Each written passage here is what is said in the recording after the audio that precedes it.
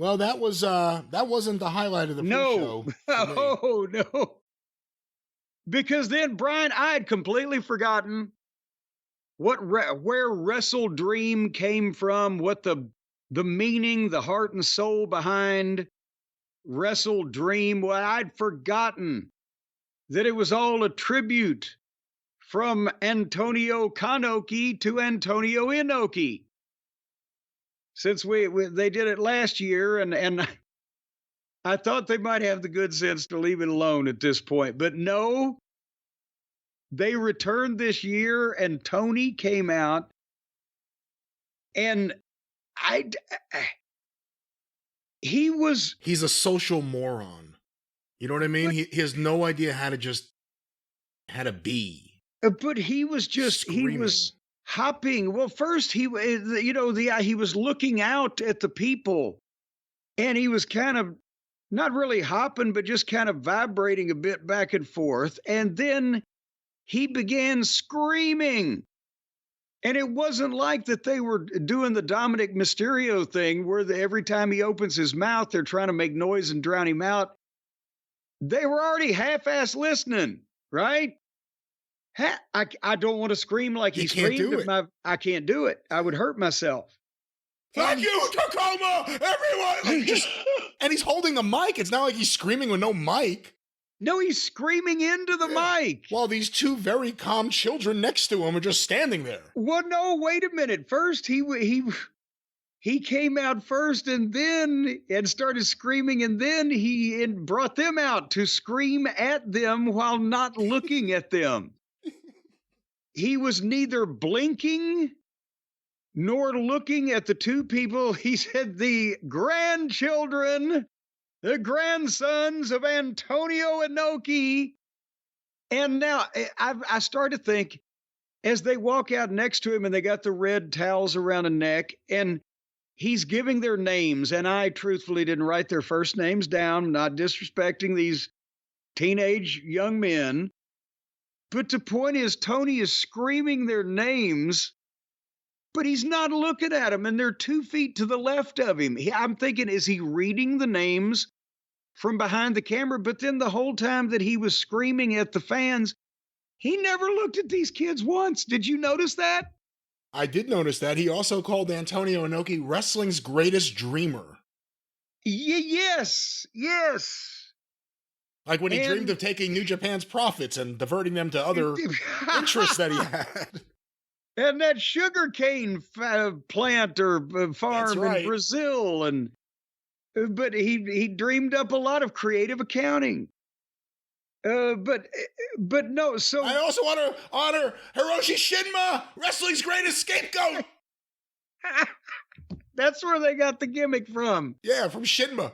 You know what? At that point, the grandkids should have just grabbed the microphone and said, Honorable Master Shinma was innocent. It was Sayama all along. Sayama? Really? Not Sakaguchi, but it's a total swerve. It's Tiger Mask. It was Sayama. It was all his fault. See, once again, we're now, we talk about them narrowcasting, but then, folks, this is the only way that Brian and I can make it entertaining for ourselves. They should have had Maeda run out there and shoot kick both of the kids. Start a new feud. Face in. Yeah. But no, Tony comes out. He screams at the people. He brings out the two grandsons of Antonio Inoki, screams their names. He's neither blinking nor looking at these two people that are right next to him. And then he says, to in honor of Antonio Inoki, wrestling greatest dreamer, the whole big thing, he's screaming, we want everybody to, let's do Antonio Inoki's famous chant. And when he said that, I swear to God, the place was so quiet, I could hear a black hole turning in outer space. Nobody knew what the fuck to do. It's been 40 years, right? The New Japan tapes. And never in America was that chant over. But then they've anticipated that. They may not have anticipated the dead silence. Maybe they thought people are going to go, yes, let's all join in doing this thing that you're going to hopefully tell us how to do. So then they put it up on the screen. And Tony Khan tries to Or Tony Schiavone, I'm sorry, too, is standing there who's introduced this whole thing. He's there to help Tony Khan lead this chant. Tony Schiavone tries to read it for the people, but it's up there fairly quickly, so Tony's a beat behind, and it's in Japanese. So for people who have never, one would think, heard it or seen it written or whatever, one time may not be enough. What is it? Nichi Isenda? Ichi Nisanda. Okay, and people are thinking Nissan, Toyota, what? But Ichi Nisanda. But it goes by on the screen one time, and Tony Schiavone reads it, and then this is one of the most awkward segments I've ever seen. Tony Khan says, "That's right, one more time," and it's off the screen, and they've gone back to a graphic, and the people are like, "Oh, wait a minute, what are we supposed to do?" They started to get with it at the end when they realized that they could read it, right? So he calls for it again. It's not there. And he's saying one more time to Tony, like, "Can you help?" And just then it pops back up. And then Tony's ahead of everybody doing it because he's just all amped up. Everybody doing it. No one was doing it. No one knew the chant. He's still the famous chant. I mean, when he said, "Let's all do his famous chant," I said to myself, there's no way anyone here is going to know what that is. This could be really awkward. And then it was even more awkward because it was him and Schiavone leading it and no one doing it. Tony was even ahead of Tony Schiavone. Tony Khan was when he did it, and then Tony Khan thanked everybody, and people walked away that were on the stage, and some of them may have walked out of the arena as well, but awkward. In Japanese, Inoki's grandchildren said, "What the fuck?" Yeah. So last time I do this shit, my grandfather would have walked out.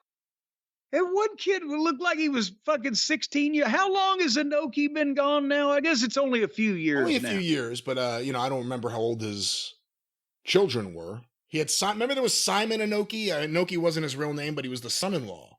Yeah, I was going to say he was by marriage related. So are those Simon Inoki's kids? I guess that's what it could be.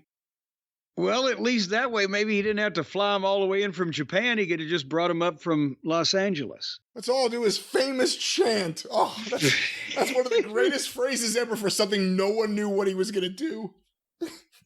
And Schiavone, noted New Japan expert Schiavone, was going to help him lead the chant. He's going to help him because he was probably reading it for the first time. But it was like if somebody had come out there with the microphone and said, "Okay, everybody in the crowd, let's now chant Socrates' theory in ancient Greek."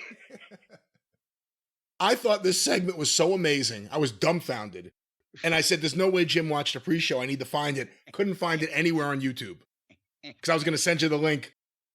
This is a must-see segment. Tony Khan has no idea how to behave in public or how to use a microphone.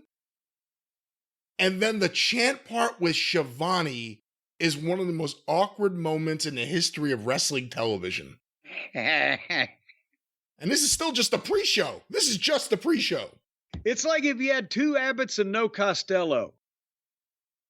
It was very strange. That was the one segment on the pay-per-view I couldn't wait. I was hoping you saw the pre-show, and I couldn't wait to hear what you would say about that because it was stunning for Tony's disheveled look, the stoicism of the Inoki grandchildren as this is all happening, Schiavone at his frumpiest worst, and no one there knowing this chant, and they pulled back and they get the wide shot just so you could feel the awkwardness. Yes, everybody's like, what do we do? What do we do? And they put the words on the screen that didn't really seem to help, and then Tony wants them to keep going, and the owner of the company is saying, "Let's do it again," and they just play music like it's the Grammys, and they're trying to get him off the stage.